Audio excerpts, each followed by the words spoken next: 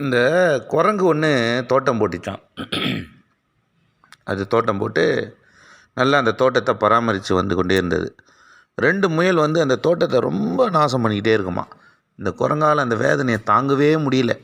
என்னடா இந்த முயலை நம்மளால் பிடிக்க முடியல, இந்த தோட்டத்தை இப்படி நாசம் பண்ணுதுன்னு சொல்லி ரொம்ப வேதனையோடு வீட்டுக்கு போயிட்டு இருந்துதான். ஆப்போசிட்டில் ஒரு யானை வந்துதான். யானை வந்து குரங்கை பார்த்து கேட்டுச்சான், ஏய் குரங்கு, ஏன் சோகமாக போயிட்டுருக்குற அப்படின்னு கேட்டுச்சான். கேட்ட உடனே அந்த குரங்கு சொல்லிச்சான், இல்லை யானை, 2 முயல் வந்து என் தோட்டத்தை ரொம்ப நாசம் பண்ணுது, அது என்ன பண்ணுறதுன்னு தெரியல, அதை பிடிக்க முடியல அப்படி சொல்லிச்சான். அட குரங்கு, இவ்வளோ தானே விஷயம், சரி நீ போ, வீட்டுக்கு போ, நான் பார்த்துக்கிறேன் அப்படின்ச்சான். நீ பார்த்துக்கிறியா, நீ என்ன பண்ணுவ, நீ போப்பா, நான் பார்த்துக்கிறேன்னு சொன்னதான். நேராக குரங்கு வீட்டுக்கு போயிடுச்சு. ஏன்னா என்ன பண்ணிச்சான், அந்த 2 முயலை பார்த்துருச்சு. தோட்டத்தில் பார்த்து அந்த 2 முயலை துரத்தி துரத்தி துரத்தி துரத்தி பிடிச்சி, தும்பிக்கையில் பிடிச்சி 2 முயலையும் பிடிச்சி தூக்கி அடித்து விசிறி அடிச்சிட்டு காலையில் வருது. குரங்கும் காலையில் வருது. வந்த உடனே ஏனை பார்த்து சொல்லு, குரங்கு சந்தோஷமாக போ, 2 முயலையும் சாகடிச்சிட்டேன், தைரியமாக போ அப்படின்னு சொல்லிச்சான். சொன்ன உடனே குரங்குக்கு ஒரே சந்தோஷம். குரங்கு ரொம்ப வேகமாக ஓடி போச்சு தோட்டத்துக்கு ஓடி போய் குதித்து நின்று சந்தோஷமாக ஓடுது. பார்க்குது சுற்றி பார்க்குது. அங்கே பார்த்தீங்கன்னா தோட்டத்தையே காணும். அங்கே தான் அந்த தோட்டத்தை தான் அது நின்றுட்டுருக்குது. அது நினச்சி தான் என்னாச்சு நம்ம தோட்டம்னு யோசிக்கும் போது தான் அதுக்கு ஒரு யோசனை தோணுச்சான். அன்பு தேவனுடைய பிள்ளைகளே, சகோதரனியே, அக்கா, தங்கச்சி, அண்ணா, எல்லாம் நான் சொல்கிறது கவனிங்க.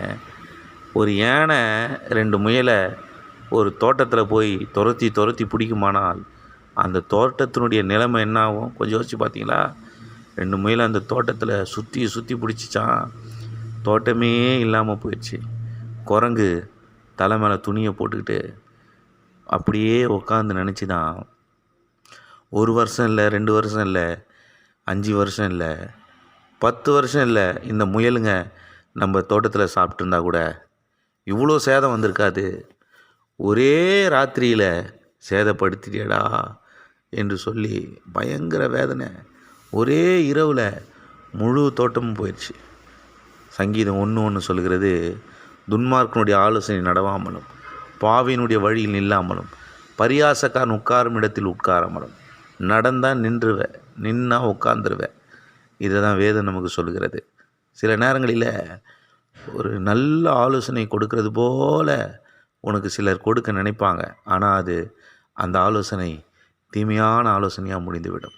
இந்த குரங்கு யோசித்தான், ஒரே இரவில் என்னுடைய வாழ்க்கையே பாழாக போச்சு என்று சொல்லி. அன்பு வாலிப பிள்ளைகளே, கர்த்தருடைய பிள்ளைகளே, ஆலோசனை கேட்க வேண்டிய இடத்துல நீங்கள் கேட்கணும்.